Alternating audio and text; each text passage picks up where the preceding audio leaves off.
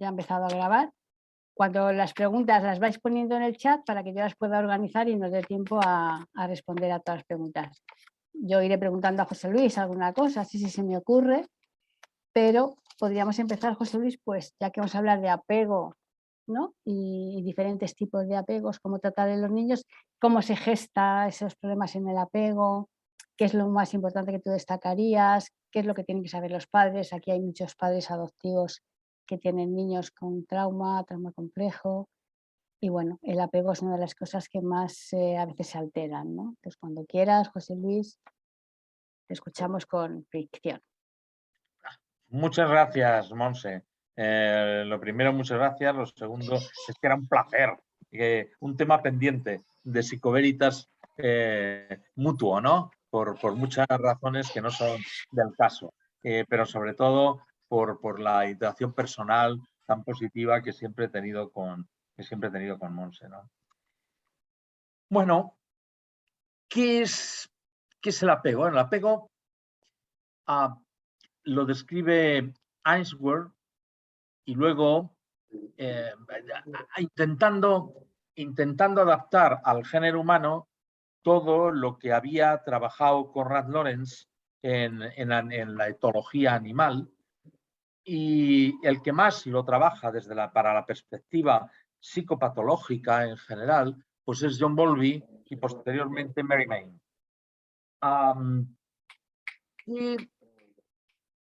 ¿Qué sería lo primero a abordar? Pues lo primero a abordar son intentar aclarar conceptos, ¿no? Porque muchas veces se utilizan determinados conceptos como sinónimos y la cuestión pues no es tan sencilla.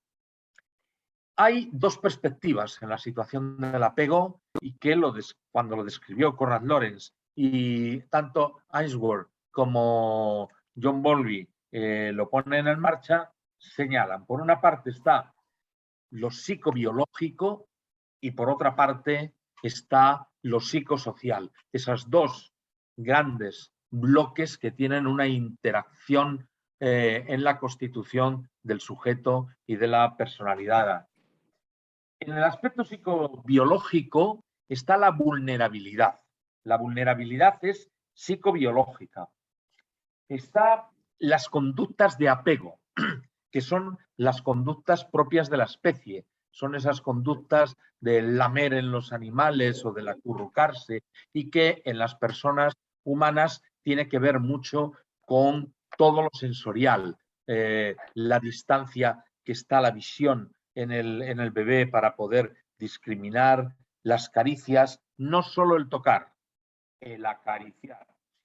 Y que también en lo psicobiológico se sustenta en el temperamento. El temperamento es con lo que venimos, con lo que traemos en la mochila de nuestros ancestros, y esa parte es también lo que hace que de una o de otra manera pues se reaccione.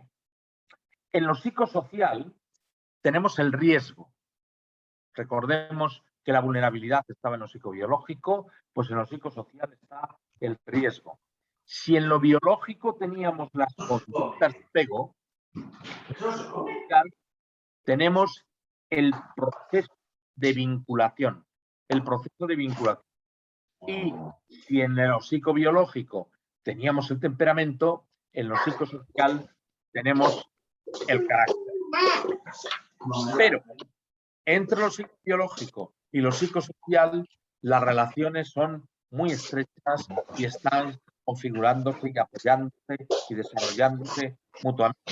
De tal suerte que hablamos mucho de apego cuando es la parte psicológica, y sin embargo se aplica también el apego a la parte del proceso. A ver, María Canals, tienes abierto el audio y no sé por qué no te lo puedo cerrar, por favor.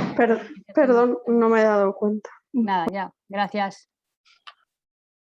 Y por otro lado, el proceso de vinculación se confunde con las conductas de apego. Son dos cosas, ¿no? Pero, sin embargo, el inglés lo tiene claro, tiene bonding y tiene attachment.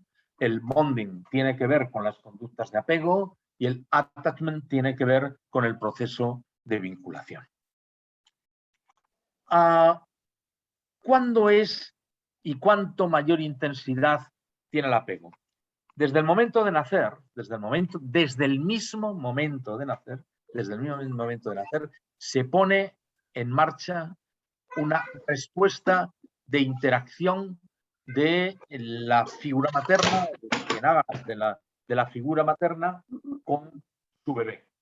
Y empiezan a subir las conductas de apego de forma muy constante y muy exponencialmente hasta llegar al máximo, que está en torno a los 6-8 meses, y luego ya tiende a estabilizarse hasta que a partir de los 36 meses, de los 30-36 meses, se puede decir que queda totalmente estabilizada en la situación del apego. Hemos dicho que tiene un gran componente constitucional y por lo tanto genético, es del propio de la especie, nuestra propia situación de la especie, y desde esa perspectiva pues están el cómo se van estableciendo las conductas sensoriales. Unos son más sensibles a la conducta sensorial y otros son menos sensibles a la conducta sensorial.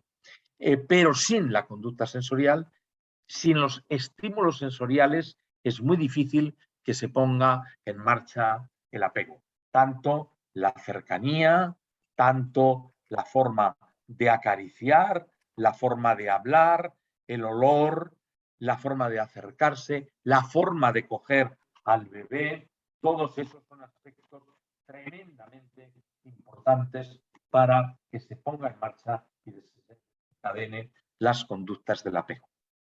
Y esas conductas del apego son importantes, y esas formas de acariciar, de acunar, de sostener en brazos, toda esa cuestión es muy importante para ver cuáles van a ser las características definitivas de la crianza y, por lo tanto, del apego. Hay 4 tipos básicos de apego. Una que es el apego seguro, afortunadamente en más del 50% de los casos, que es el que da seguridad, el que da continuidad, el que da accesibilidad a todo ese tipo de relaciones. Hay luego uno que es evitativo, basado en una crianza más de distancia, en una situación más de menos implicación, vamos a decir. Eso está aproximadamente en el 20-22% de los casos. Y luego está el apego ansioso ambivalente, muy propio de las personas que son muy ansiosas y que casi pues se ponen en marcha a realizar ese apego con toda su ansiedad. Y queda un 10% aproximadamente para el apego desorganizado. El apego desorganizado pues es muy propio cuando hay situaciones de malos tratos o de violencia familiar o de consumo de sustancias, etcétera, etcétera. Y queda un 1-2% que es en aquellos casos en los cuales no se establece conducta de apego. No se establece, con lo cual el apego circula como buenamente puede. ¿Por qué? Porque tanto el apego seguro o con el apego evitativo o el apego ambivalente, aunque el evitativo y ambivalente son disfuncionales, pero tienen una organización interna, tienen una manera organizada y estructurada a la hora de relacionarse con los otros. Mientras que el desorganizado no tiene ningún tipo de estructura, pero tiene un tipo de relación. Son entradas, salidas, contactos, rupturas, etcétera, etcétera. Pero el vínculo de no apego, son lo que viene en los manuales de clasificación de los trastornos mentales como trastornos reactivos y o desinhibidos del apego.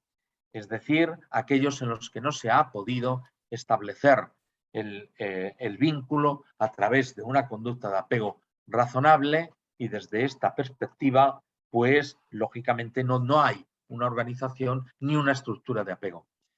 Pero claro, es que el apego empieza casi en el inmediato de nacer. Luego significa que la puesta en marcha del no apego de la falta de estímulos primero sensoriales y luego afectivos se establece desde ese primer momento y es a lo que conocemos como el trastorno del vínculo, el trastorno del apego. Decía un poeta gallego que se llama Manuel Rivas en un libro que se llama Soy Julia, dice: los niños en la ficción como en la vida real son personajes inquietantes e incómodos. Y nada más cierto que esa realidad. Les decía yo antes que el apego tiene una base neurofisiológica. Es una base neurofisiológica que cuando se ha ido profundizando en por dónde circulaba, es a través de la liberación de una hormona magnífica, mágica, de esas cosas mágicas que tenemos en el organismo humano, que se llama la oxitocina. Se sabe que con un buen nivel de oxitocina hay menor nivel de ansiedad y además menores niveles de cortisol. El cortisol es, por contra, la hormona de la ansiedad, la hormona de la irritación, vamos a decir. Con lo cual, la oxitocina es, además, curiosamente, la hormona que se pone en marcha con la succión del bebé cuando se le da el pecho. Y además ha sido la hormona fundamental de desencadenar todo el proceso del parto. Todo el proceso del parto. Con lo cual, la oxitocina hace la dilatación cervicuterina en el parto, la succión del pezón, las contracciones musculares del orgasmo y un contacto corporal no amenazante. No amenazante. Si es amenazante, salta la adrenalina y salta el cortisol, con lo cual la oxitocina lo que hace es todo lo contrario, calmar, relajar y poder disfrutar de ese contacto. José Luis, Sí. entonces estoy entendiendo que además del cortisol, ¿no?, que es una de las hormonas que a los niños les afectan y nacen más irritables, el que no se haya podido segregar esta oxitocina en niveles adecuados también sería lo que justifica a veces estos problemas en el apego.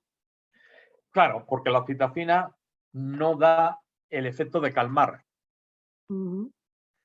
Y además, a más, no hace el efecto de unión en el proceso de succión. Y además, a más, no hay el proceso de satisfacción y autosatisfacción. Y por lo tanto, la oxitocina se rompe totalmente, ¿verdad? Claro, aquí también vemos a muchos niños que no se satisfacen con nada, ¿no?, que siempre están insatisfechos. Exacto, exacto.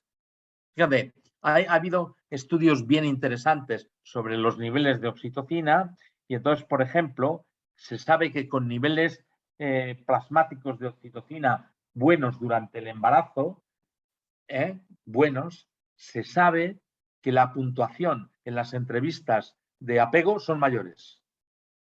Hay como una tendencia más a esa situación. Cuando hay niveles de oxitocina circulantes en la figura materna que son razonables, se sabe que hay un mayor tiempo de mantener la mirada con el bebé. Hay un estímulo sensorial. ¿Qué quiere decir? Que si no hay ese estímulo sensorial porque no está con la mamá o la mamá no la ha hecho esas situaciones de miradas, pues entonces, lógicamente, el bebé no sabe responder ante la situación de la mirada, porque además también la oxitocina pone el que pase el tacto de tacto a caricia. Que son Claro, dos cosas en este caso, por ejemplo, una mamá que sea una mamá pues contenedora, que sostenga, cariñosa, pero por un problema, ¿no?, fisiológico, que no se cree que la suficiente oxitocina, puede hacer que ese niño tenga esa dificultad en la mirada que todos interpretamos como temor, miedo al vínculo. Digamos que cuando no está la mamá. Los niños institucionalizados, todos sabemos que tienen mucha mayor dificultad en fijar las miradas, que tienen más dificultades a la caricia, no al tocar, a la caricia. El niño institucionalizado se deja o no se deja tocar, pero lo de acariciar le revuelve muchísimo, ¿verdad? Otra de las cuestiones que pone en marcha todo el proceso neurofisiológico es, por ejemplo, los chequeos al bebé. Eso de que entras a ver cómo es el sueño del niño, en el que haces esa cuestión, pues esa cuestión está también mediatizada por estas cuestiones, ¿no? Por ejemplo, se sabe, cuando se han hecho mediciones de los niveles de oxitocina circulantes, que en términos generales los incrementos, una tasa razonable de oxitocina circulante correlaciona con una mayor sincronía en las respuestas madre-bebé. Madre-bebé.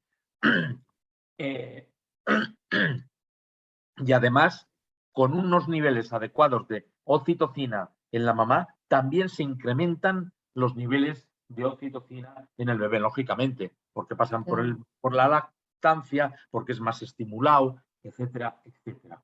Y además, las madres con apego seguro tienen mejores niveles de oxitocina que las madres que no tienen un apego seguro, las del ambivalente, las del ansioso o las del desorganizado.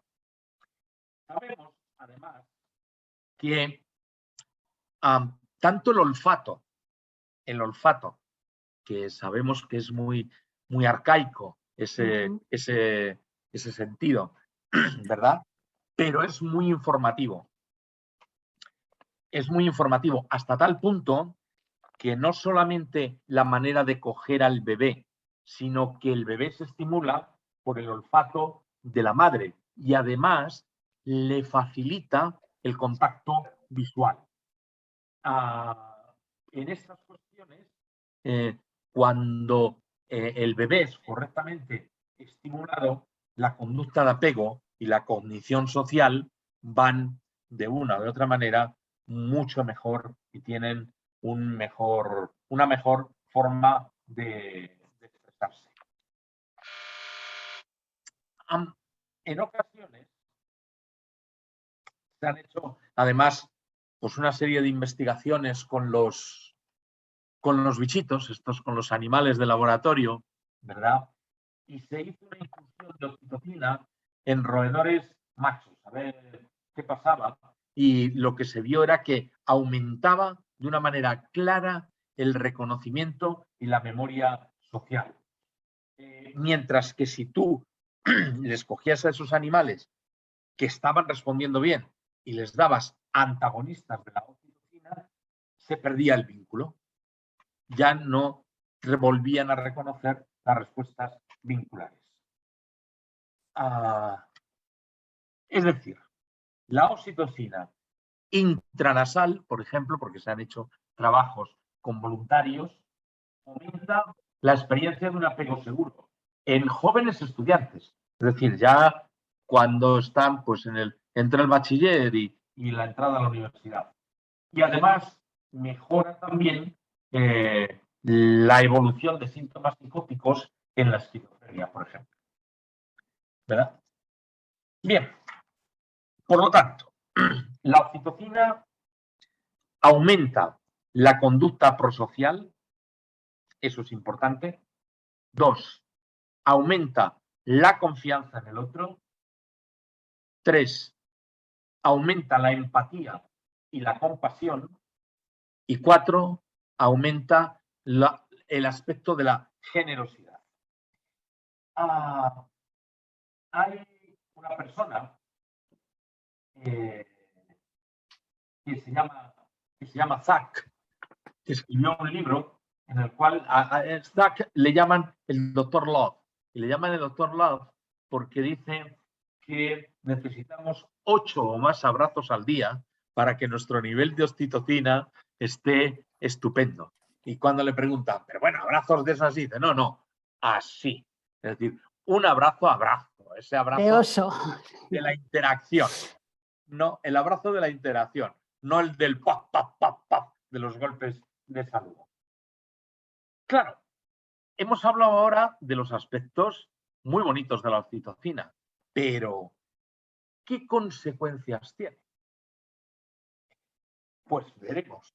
Si la oxitocina favorece el apego y la conducta prosocial por una parte, no quiere decir que no sea con todos, no es con todos. Favorece el favoritismo grupal, es decir, con aquellos que me lo hacen bien.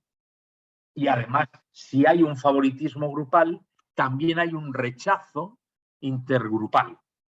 Por lo tanto, en determinados lugares del etnocentrismo, o si queremos de la xenofobia, se basa en que la oxitocina se desarrolla solo hacia unos determinantes del grupo y no hacia el conjunto del género humano. Gajes del oficio. Sí y no. Esta es A ver, yo estoy entendiendo que la oxitocina es como un pegamento para lo vincular, tanto individual como social, ¿no? Claro. Y entonces, si hablamos de las consecuencias de la falta de oxitocina, pues una de las cosas de las que estás hablando puede ser la xenofobia o todo esto, No. pero... Ese pegamento es hacia unos determinantes del grupo. Con lo cual, los que no cumplen esos determinantes, aunque tengas buenos niveles de oxitocina, también excluyes a los otros, porque no son de los míos. No son de los que me acarician, son de los que me tocan. Sí, sí, sí, sí. ¿Verdad? Claro, lo que pasa es que yo estoy pensando en los niños con los que trabajamos en la clínica cada día, que incluso son niños que han sido adoptados a unos muy chiquititos, y desde luego si, vamos, el tacto está presente, por lo menos la intención de tacto, el querer abrazar, el tocar, y sin embargo parece que no, que en algunos no tiene mucho efecto, ¿no? No. Hay algunos niños que la empatía, por ejemplo, no hay manera, ¿no? Pues esas relaciones sociales que tanto vemos. Sí, te voy a decir por qué. No ha sido engrasada la maquinaria desde el primer momento y entonces se han ido oxidando engranajes, se han ido secando engranajes con el desarrollo humano y aunque le eches grasa, aunque le eches la grasa, ya no engrana bien. Claro, y entonces, ¿cuál sería la mejor terapéutica para estos niños que han carecido de todo esto? O sea, ¿qué se puede hacer? ¿No? Porque supongo que desde lo fisiológico, pues con la medicación a lo mejor se puede sustituir algo, pero no.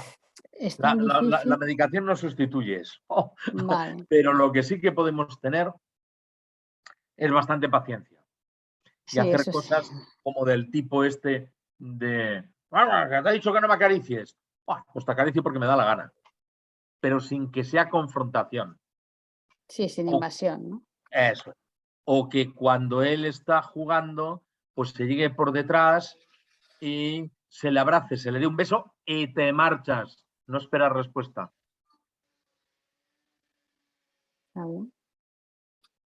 Es decir, que note la percepción del afecto, que note la situación del cariño, que note el estímulo de la caricia y del abrazo, pero no quedarme allí.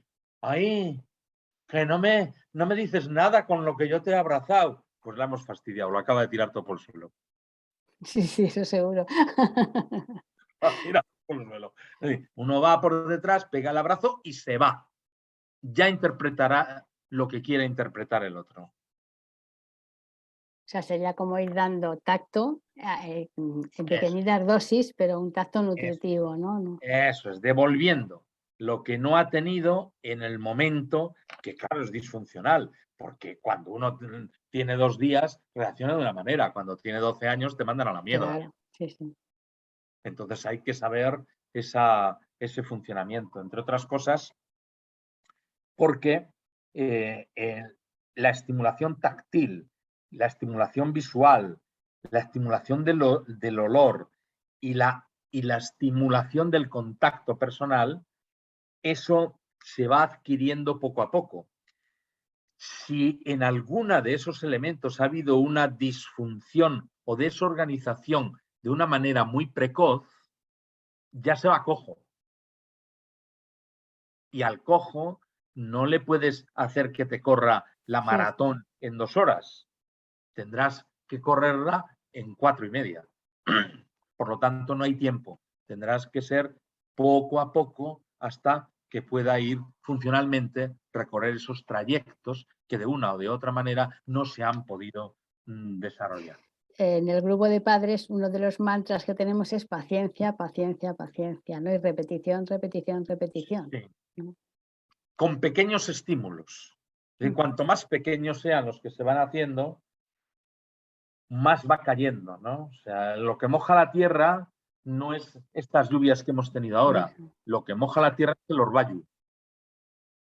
El orvallo que cae fino y constante, ese es el que empapa. Pero no las lluvias enteras, porque las lluvias a torrencial lo que pueden hacer es arrastrar la capa superficial de la tierra, con lo cual ya no agarraría nada. ¿No? No, tiene que ser el orvallo. Ese, cuando uno va a Asturias, es verdad que dice, si es que parece que llueve para arriba, porque es que por todo por donde vas te está mojando por todos los lados, ¿no? Y te notas empapado, ¿verdad? Eso es la cuestión que es absolutamente importante. Y eso significa no buscar respuesta inmediata, porque un bebé no te responde. Todo lo más se pone a llorar o todo lo más se acurruca contigo. Pues eso es lo que tienes que hacer en la recuperación sensorial. No esperar respuesta. Eso de, ya digo, los comentarios que suelen hacer, ¡ay, que te estoy abrazando! Respóndeme. Pues eso va a ser que no. Eso lo único que hace es incrementar el rechazo. Eso me parece es fundamental, que digas eso, ¿no? Para que los padres también entiendan que ese es el camino, ¿no? Dar, dar, dar y esperar, esperar, esperar, pero que uno tiene que renunciar a esa recompensa como padre, ¿no? A corto Claro, plazo. la recompensa como padre siempre es que ahí está el hijo. Ahí está. Pero no el que nos hagan reconocimientos múltiples, ¿no? ¿Verdad? Es más, muchas veces lo que hacen los hijos es buscarte ante los problemas. En ocasiones también cuando la cosa es satisfactoria, pero lo que hacen es buscarte con los problemas. Y ahí tiene que estar papá y mamá ante las situaciones difíciles. Y en las situaciones difíciles hacer ver que uno está ahí porque es padre, porque es madre, porque es figura parental, ¿no?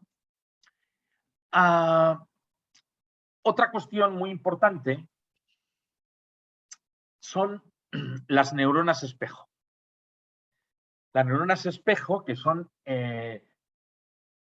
fundamentalmente un espejo emocional. Es decir, es la reacción que tiene el otro ante mis estímulos. Cuando yo me enfado y el otro pone la cara de sorpresa, o cuando yo me acerco sonriente y pone cara de receptividad. Estos son lo que ponen en marcha las neuronas espejo, de tal suerte que también el otro te responde o con cara sonriente o con cara seria. ¿Por qué es tan importante las neuronas espejo en el vínculo? Pues vamos a ver. Primero por 2 cosas, ¿verdad? Una, porque se tiene que ir constituyendo la corteza con los estímulos que se recibe.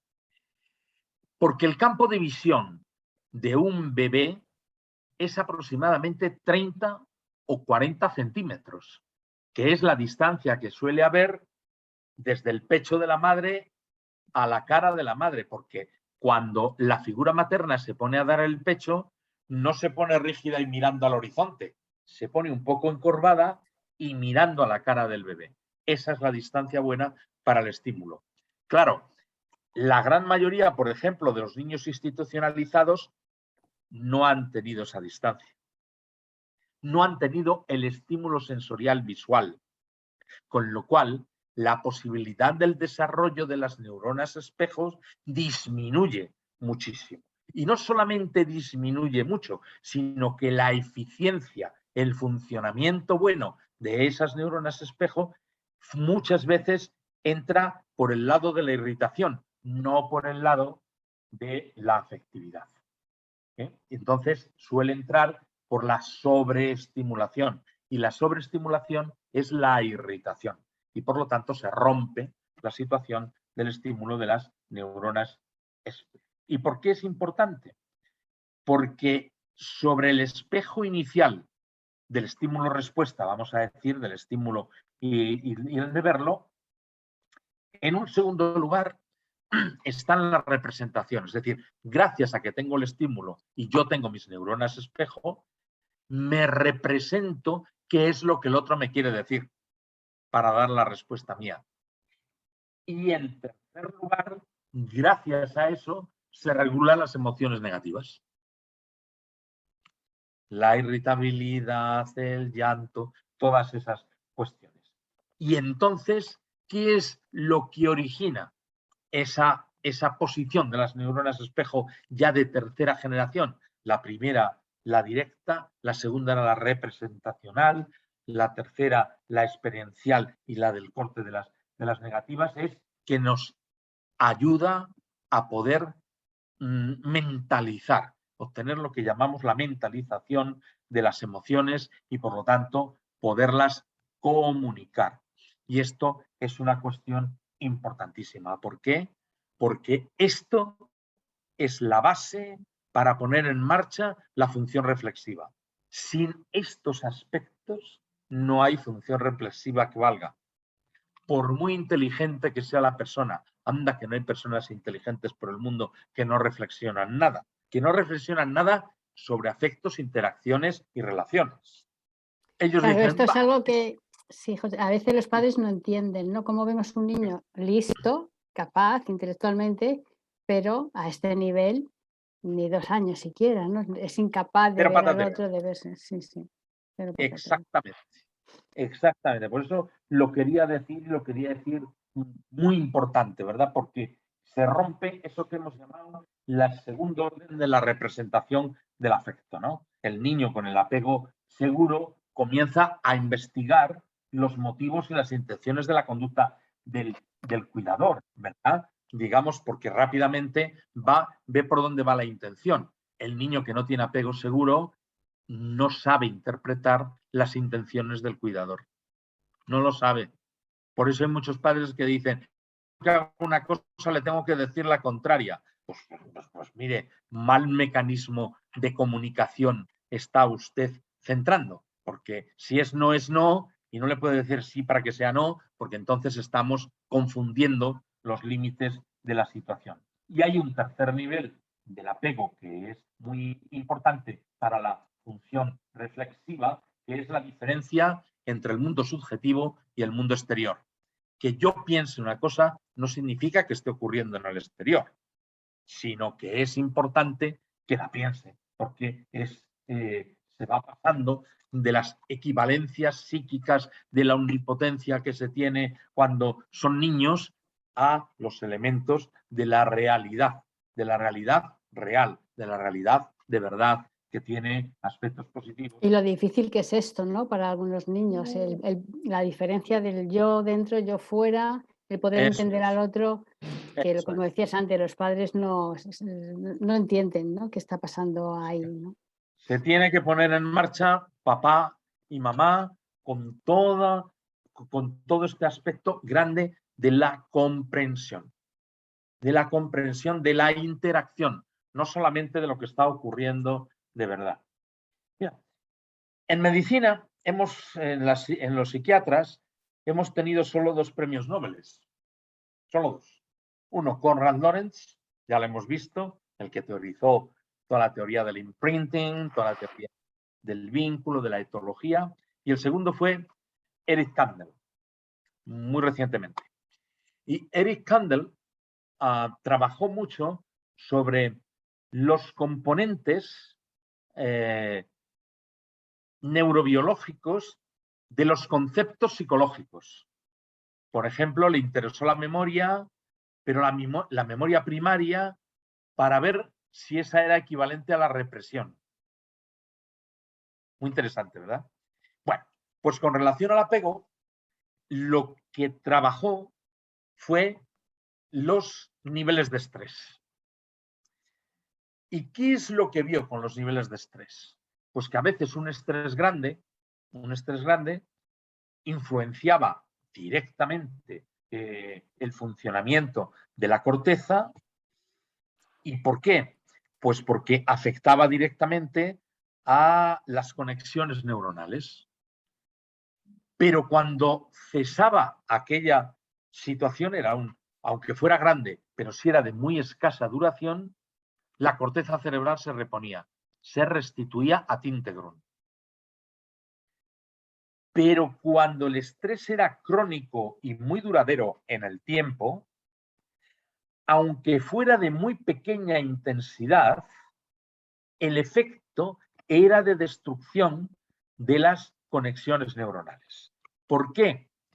Porque en el primer caso, el cortisol servía de alerta, ponía en alerta al organismo para reaccionar y defenderse. Pero en el segundo caso, al ser crónico, continuado, mantenido y durante mucho tiempo, el cortisol, elevado permanentemente, se convierte en veneno. Y entonces es el que anula las conexiones neuronales de la corteza cerebral. Es interesante, ¿verdad? Porque él lo llamó el mini estrés mantenido, ¿no? Y ese estrés crónico es absolutamente muy importante. Y en este sentido hablamos de estrés crónico en niños de meses. ¿Cómo de meses? De semanas. De días, sí. De semanas.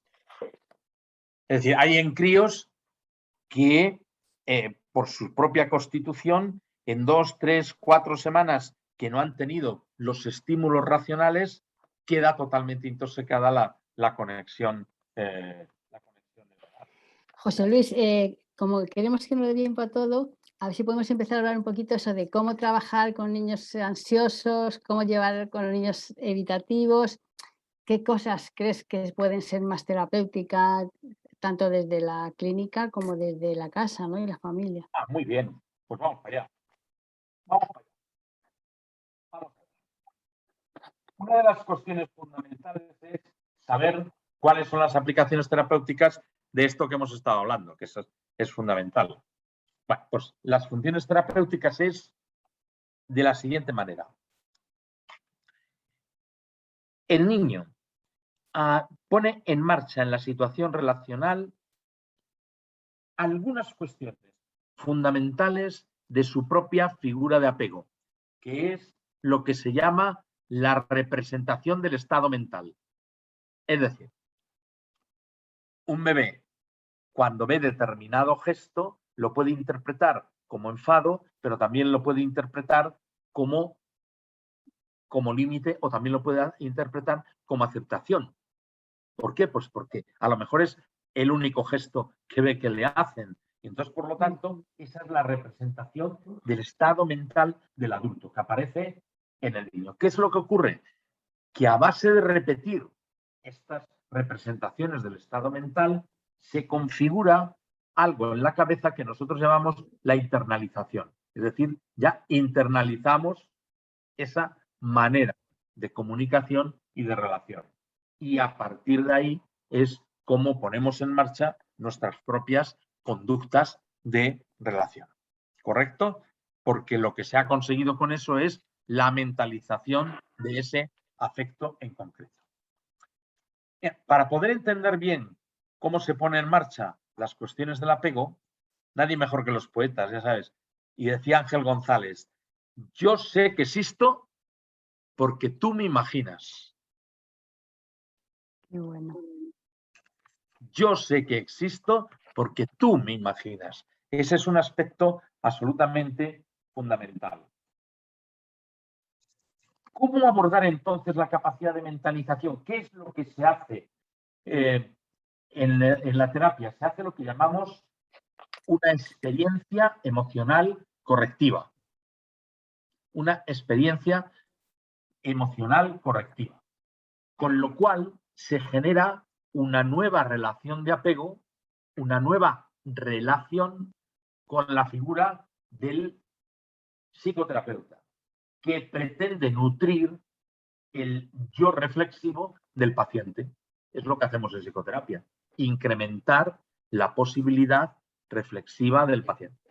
Cuanto más acelerado viene, más despacio le tenemos que hablar, más sentados y menos actuar, más silencios tenemos que guardar ante las demandas de ellos, porque eso va sedimentando como otro proceso de relación. Lo que pretendemos en psicoterapia es que lo que trabajamos en la sesión de psicoterapia, ellos lo generalicen fuera de la sesión de psicoterapia. Tenemos que estar mucho más tiempo, porque media hora, 3/4 de hora, una vez a la semana, no es lo mismo que 24 horas al día todos los días. Pero entonces, ese trabajo en la sesión de psicoterapia tiene que ser como una embolada, tiene que ser como una inyección. ¡Fum! ¡Hala! Ahí te lo meto crudo en la situación de los afectos. Y es absolutamente fundamental que al comunicar esas cuestiones tengamos en cuenta. En el evitativo, ¿qué es lo que haremos? Nos sentaremos cerquita de él, buscaremos que nos mire, le demandaremos que nos mire. Oye, déjame que no te veo. Venga, mírame a los ojos. Le acariciaremos. Para despedirle, bueno, lo que voy a decir aquí, si me lo oyen algunos, se llevarían las manos a la cabeza, pero es así. Despedir con un abrazo y un beso al niño de la sesión. Es que estamos en un evitativo. En un evitativo.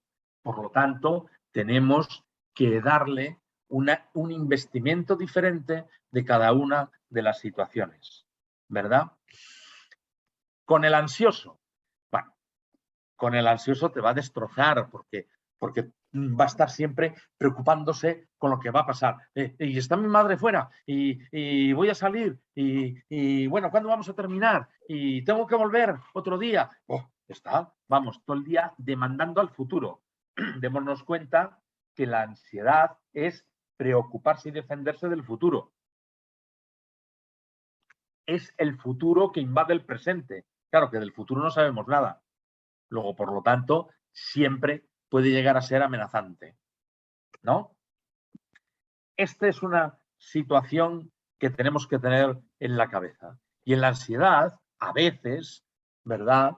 Hay que sujetarle. Hay que la contención sea física. Hombre, no inmovilizarle, pero sí sujetarle, decirle, mírame, vamos a hablar desde esta perspectiva, ¿verdad? Y estamos ahora. Eso todavía no ha llegado. Estamos ahora. Estamos aquí. Es hacerle llegar lo más posible al presente.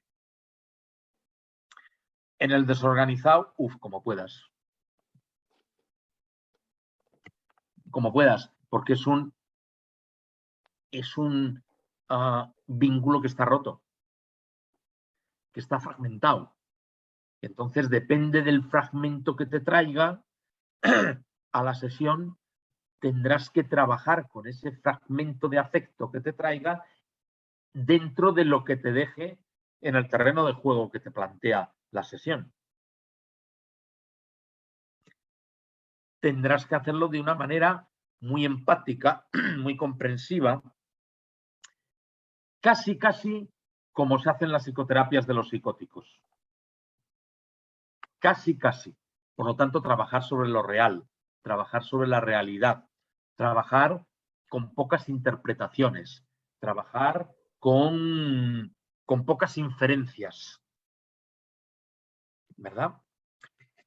Y en los trastornos del vínculo porque no tienen apego, pues ahí está algo que se llama, vamos, que en nuestra profesión es muy común. Ya sabéis que la psicología, la psiquiatría, la psicoterapia es una mezcla de ciencia y arte. Pues lo que sepamos de la ciencia en el que no tiene vínculo, se lo tenemos que hacer con arte. Y hacerlo con arte significa la imaginación y la fantasía del terapeuta. Hoy será un juego, mañana será escribir, mañana será hablar de cine, al otro día será hablar de novelas y ya veremos cómo va articulando esto. En función de cómo venga el paciente, pues así no en ese baile. ¿Y qué les dirías a las familias con estos hijos que tienen con el apego ansioso, evitativo, desorganizado, que a veces les cuesta tanto? Que vean cómo ellos hacen el vínculo también, cómo le hacen la demanda al otro. Si es una demanda que pasa por la exigencia, que pasa por la inmediatez, o que saben tener una perspectiva de tiempo. Ellos también tienen que ver cómo están solicitando los vínculos y cómo se están solicitando en la vinculación. Un niño o una niña que haya estado institucionalizado precozmente, aunque sea muy inteligente, cuando llega los 10 a 12 años, en algunas ocasiones tienen problemas cognitivos reales, que es lo que se llama la disfunción cognitiva acumulativa. Y de repente, no, pero si ha estado siempre bien, ¿por qué ahora es que se ha vuelto vago? No, es que ya su funcionamiento cognitivo es como si se hubiera desgastado. Y entonces le queda solo la distorsión en la forma de expresión y le cuesta. Y hay que volver a engranarlo, ¿no? Hay que volver a ponerle en marcha.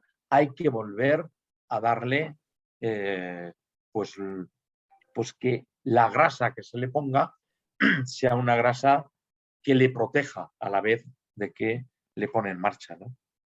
Lo que llaman el déficit cognitivo acumulativo, ¿no? Que los niños vienen y parecen esponjas y todo lo absorben, pero pasa un tiempo y hay una... Se llama disfunción cognitiva acumulativa. Veamos que cuando Ellen Deutsch describió la disfunción cognitiva acumulativa, lo hizo en la gente de la marginación y de la pobreza. Es decir, funcionaban bien mientras funcionaban los estímulos y de repente ya había como que llegaban a un tope y se caían. Bueno, pues aquí ha habido una pobreza afectivo inicial y entonces eso es lo que... Por eso aparece la disfunción.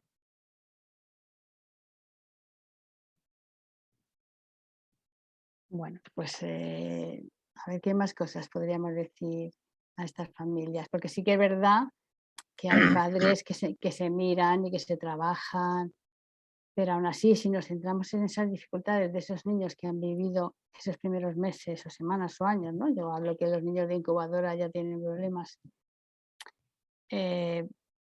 No sé cuál sería la mejor manera de poder abordar esto, aparte de la paciencia y la repetición, que sabemos que solo tenemos aquí grabado todos.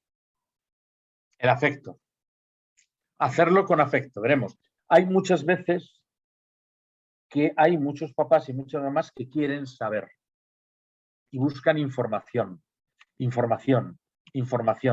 Eso, que es una intelectualización y una racionalización, no favorece la espontaneidad de las situaciones emocionales afectivas.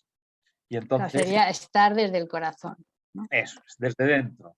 Porque si no, lo que aprenden es hacer 3 caricias cada 8 horas. Y 3 caricias para 8 horas no sirve. Tiene que salir.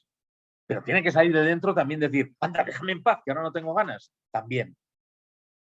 Y en todos tus años de clínica, José Luis, no sé si porcentaje, pero ¿en qué situaciones crees que hay más o menos reparación? ¿En cuáles no? ¿Qué niños pueden salir adelante? Y hablo de salir adelante de tener una vida autónoma. O sea, niños con un trauma complejo, ¿no? Con sufrimiento temprano. Pues depende mucho. Ahí te llevaría sorpresa, vamos, te lleva sorpresas. Gente niños que tú decías, madre mía, este está fatal y no hay por dónde cogerle, y empiezas a trabajar y de repente engancha y al cabo de 2 o 3 años, pues tira adelante. Y al contrario, otro que decías, bueno, este en 6 meses me le ventilo. Ya, tararí que te vi, Moreno. Tararí que te vi. Seguro que aquí a más de una nos suena eso. Y dice, pero bueno, pero ¿cómo es esto, no? Pues sí, esto es así, ¿no? Aquel que tú creías que no iba a salir, te pones a trabajar y puedes salir. Y aquel que tú creías que era, bueno, que todo el monte era orégano, resulta que se bloquea y no hay manera de salir.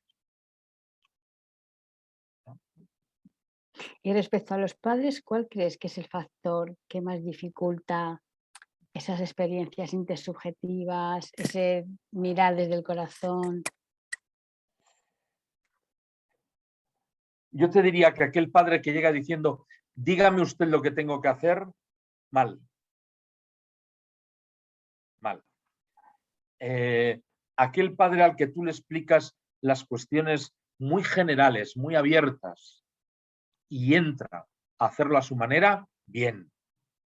Incluso aunque lo haga mal, bien, porque esa es su manera. Eso es. ¿Verdad? Habría que ponerles siempre la canción de Frank Sinatra, ¿no? My Way, porque tiene que ser My Way, tiene que ser a mi manera y tiene que ser con mi manera de ser, con mi manera de estar y con mi manera de pensar y de reaccionar. Porque si tengo que pensar en lo que me ha dicho el terapeuta, ay, madre de Dios y del amor hermoso, que no. Bueno, hay no. aquí un par de preguntas y como creo que tienes un poquito de prisa, vamos a empezar con la primera. Dice Magdalena Poblete, ¿qué tan dinámico puede ser el vínculo en niños con trauma o niñas sin trauma versus niños sin trauma? ¿Cómo? ¿Qué tan dinámico puede ser el vínculo de niños con trauma versus niños sin trauma? Dinámico. Eso pone aquí. Supongo que será que qué posibilidades hay de que cambie, ¿no? De que un niño El vincule. vínculo, vamos a ver, el proceso de vinculación que finaliza entre los 30 y 36 meses es muy estable.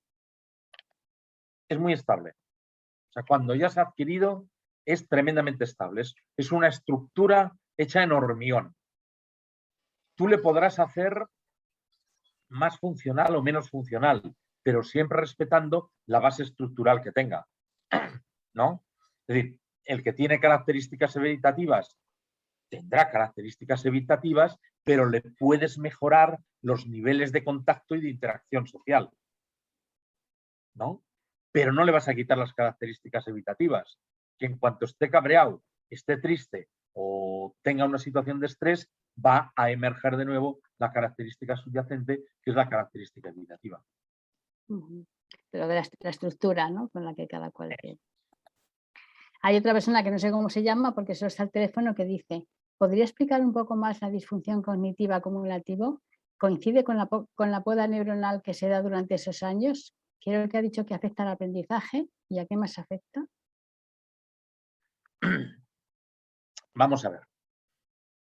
La disfunción cognitiva acumulativa es, si vamos desbrozando el nombre, es un mal funcionamiento de la parte cognitiva del psiquismo y que se va acumulando a lo largo del tiempo. Eso es lo que dice el nombre. La disfunción viene de las alteraciones iniciales de las etapas del desarrollo. Cognitivamente está en eso que hemos hablado de las neuronas espejo, de la parte reflexiva y de la parte de mentalización que se ve alterado, con lo cual la base cognitiva de integrar, de entender y de manejar las situaciones está afectada por esos daños iniciales y al final se va acumulando. Al principio era muy poquito, pero va apareciendo como capas, una encima de otra. ¿Se acuerdan de los potes de café? Que se iba de los pozos. Cada vez se echaba menos agua, porque cada vez los pozos estaban más arriba. Y entonces eso es una cuestión absolutamente importante. Va sedimentando y por lo tanto se va acumulando hasta que llega un momento que es cuando empiezan las operaciones abstractas, cuando empieza a funcionar la abstracción cognitiva, ahí hacen quiebra. A partir de los 7 años, por ahí es cuando empieza a notarse mucho más. Empiezan a sentarse, pero se manifiestan sobre los 10, 11, 12 años. Ujú. Vale, otra pregunta. Dice, ¿qué técnicas psicológicas se utilizan y funcionan más frecuentemente con niños o niñas con trauma complejo y en los padres? O sea, una para niños y para padres. Con el trauma complejo hay que entrar siempre por la parte, uno, más sencilla, más básica y con la que mejor se encuentre el niño con el terapeuta y el terapeuta con el niño. A partir de ahí se podrán ir metiendo los elementos de la complejidad, pero si en la parte más sencilla no hay buena conexión y buena transferencia, mal vamos. Hay que buscar el punto de enganche y sobre ese punto de enganche empezar a trabajar. Y con las familias, pues que Dios nos coja confesados, porque no puede pasar por la demanda de ¿qué tengo que hacer? El qué tengo que hacer y un listado de 1000 situaciones no es. Eso no es terapéutico. Se explica la cuestión y usted lo aplica. Claro, yo creo que también pregunta que qué tipo de terapia pueden ir unos padres que vean que tienen que darse una miradita hacia adentro, ¿no? Pues como tú has dicho, pues la conexión con el terapeuta, al sentirte a gusto es fundamental y a partir de ahí, pero eso es lo más básico, ¿no? Otra pregunta, dice, ¿cómo afecta el vínculo a un bebé que ha estado en incubadora? ¿Qué tan rápido habría que responder a su llanto conforme pasan los meses? Ya empezamos las preguntas concretitas. ¿Qué tan rápido tenemos que responder al llanto? El que quiera usted. Yo no voy a estar en su casa. El que quiera usted. Lo que le diga desde dentro, siempre y cuando no lo transmita con ansiedad y miedo. El trabajo en los servicios de neonatología. Bien. Yo hice la residencia en La Paz y el servicio de neonatología de La Paz era el más potente y científico que entonces había en este país. Y cuando digo científico lo digo entrecomillado, porque había que entrar con calzas, con mascarilla, con gorro, con bata, y bueno, había que entrar disfrazado, ¿no? Yo recuerdo que Flora Prieto, mi maestra, decía, venga, vamos a vestirnos de romano. Y nos vestíamos de romano para entrar en el servicio de neonatología. Pero todo depende de cómo se haya trabajado en el servicio de neonatología.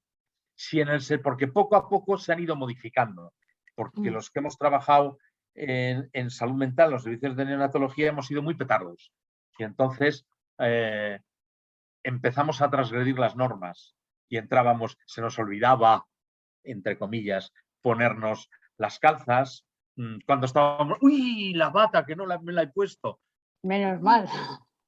¡Uy! Ese de ¡uy! Que se me ha olvidado. Con lo cual se iba demostrando que se podía entrar. Y sobre todo, racionalizando con los compañeros y las compañeras alguna cosa muy importante. Y es que los padres, las madres, iban por las mismas calles y los mismos pasillos que iban ellos y por donde pasaban sus carteras, sus portafolios, que eran los mismos. Luego, por lo tanto, bueno, pues esto de la contaminación, del no sé qué, sí, pero menos. Sí, pero menos. Es decir, vamos a poner unas normas que sean más flexibles y más aplicables. Luego se empezó ya en los servicios de neonatología que podían pasar las mamás e incluso darles el pecho, aunque los niños estaban mal. En el momento en que empezaban a estar lo mejor posible, ya les daban el pecho, les estimulaban, les acariciaban a sus hijos, con lo cual se les iba quitando el miedo. Entonces, todo depende del funcionamiento del servicio de neonatología, de lo que entiende el servicio de neonatología por el trabajo conjunto. Yo también quisiera añadir que respecto al llanto, o sea, no sé si le preguntan porque todavía hay personas que dicen que no coges al bebé porque te va a manipular. O sea, al bebé hay que satisfacerlo siempre cuando es bebé. Entonces, si llora, será por algo, porque tiene hambre, porque tiene frío, porque tiene miedo, y lo que necesita es la constancia de esa figura materna para poder sostenerle, ¿no? Entonces, no hay problema. O sea, un niño con 1 año no va a manipular ni se va a mal acostumbrar, todo lo contrario, se le está dando lo que necesita, que es ese consuelo o esa necesidad básica que tiene por cubrir, ¿no? Otra persona nos dice, ¿cómo hacer para que una hija por adopción, que al parecer es ansiosa, se sienta más segura en la demanda de seguridad y afecto? Ponerla en tratamiento. Claro, esto es que es muy difícil, ¿no? Claro. Esto no se puede decir ahora cómo. No hay recetas. No hay receta. Porque claro, yo una vez hice la siguiente cuestión, cogí una receta mía que estaba con encabezamiento y con todo, y puse despáchese, DPS. DPS y barra inclinada significaba despáchese en las recetas convencionales. Y entonces le hice lo que se llamaba una fórmula magistral, ¿no? Y entonces puse comprensión, 70%. Escucha, 60%. Buena intención, 50%. Y entonces fui poniendo una serie de características que estaban en torno a la relación y a la parentalidad y le ponía un porcentaje en la mezcla de la fórmula magistral. Y le dije, si alguna farmacia se lo hace, no se olvide, en la próxima revisión me trae la dirección.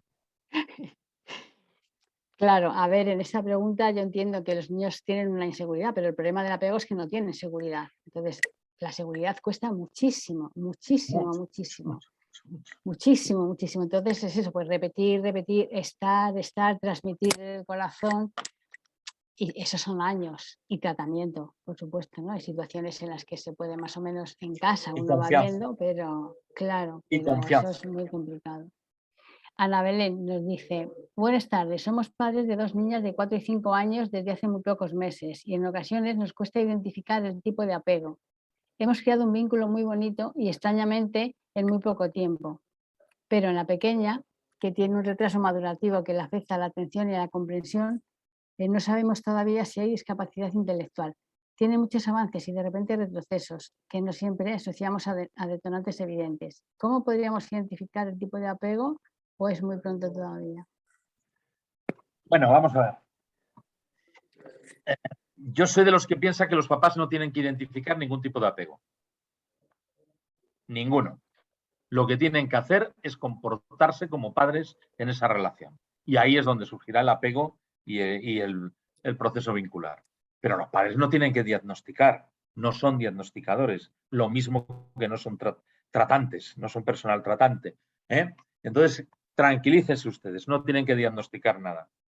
Pónganse en esa disposición y disponibilidad afectivo-sensorial con sus hijas y si alguna tiene una dificultad cognitiva, pues ya surgirá.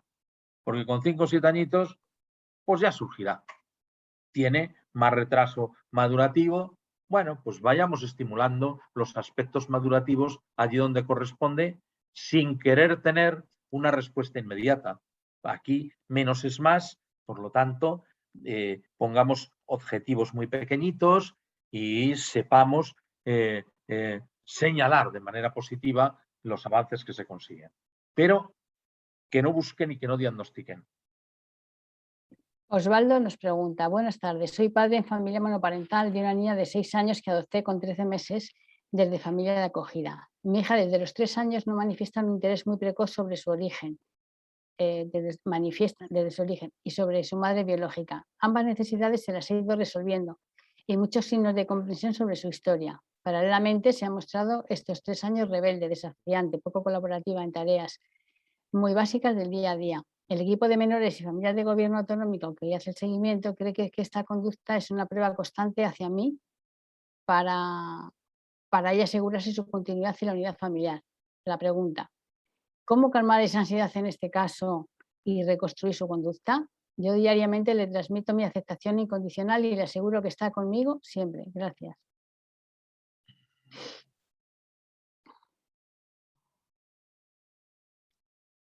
Ay, es que esto no es para una contestación en público. Vale, pues seguimos. Como psiquiatra, ¿considera imprescindible la medicación en el trauma complejo? Si es necesario, sí.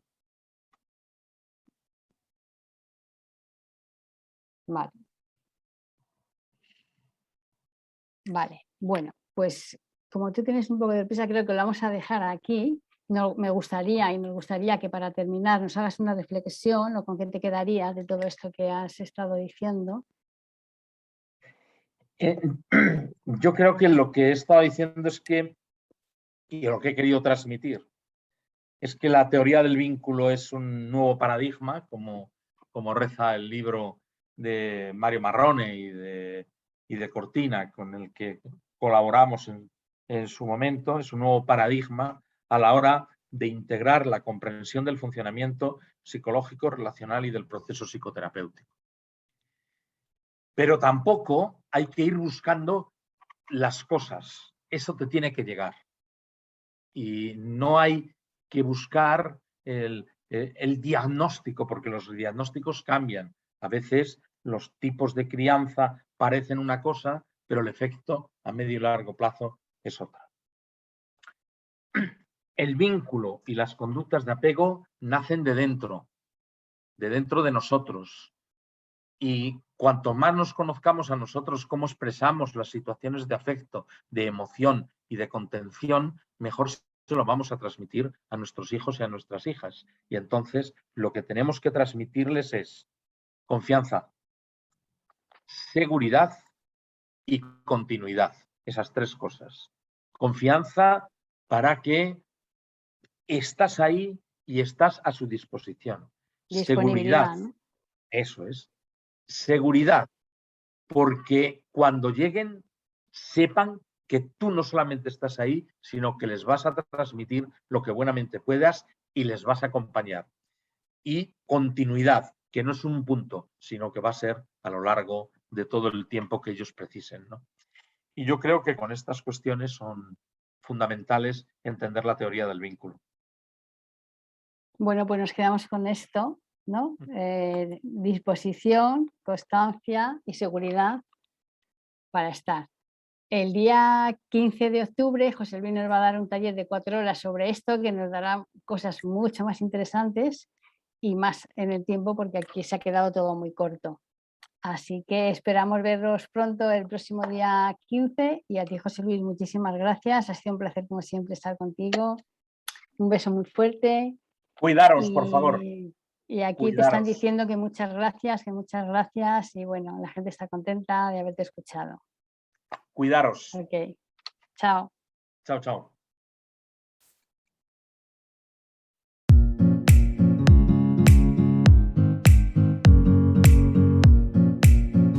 Puedes seguirnos en nuestras redes sociales y si quieres compartir algo con nosotros, menciónanos con el hashtag Psicoveritas.